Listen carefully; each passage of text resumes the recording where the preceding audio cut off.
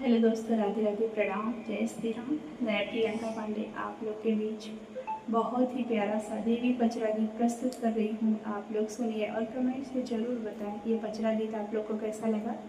और अच्छा लगे तो प्लीज़ अपना प्यार दुलार आशीर्वाद बनाए रखें। चलिए शुरू करते हैं। लाले लाले सिंदूरामा, लाल रंग की कुलिया हो कि लाले रंगवाना। लाले लाले सिंदूरामा, लाल रंग की कुलिया हो कि लाले रंगवाना।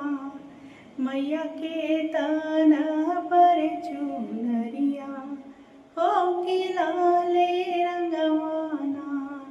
मैया के तन पर चुनरिया हो कि लाले रंगवाना।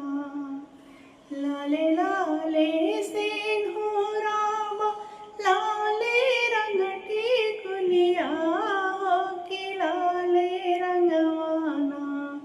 मैया के तन पर चुनरिया हो कि लाले रंगवाना। मैया के तन पर चुनरिया हो कि लाले रंगवाना। लाले रंगा जीभियामा, लाल रंगा होठवा हो कि लाले रंगवाना।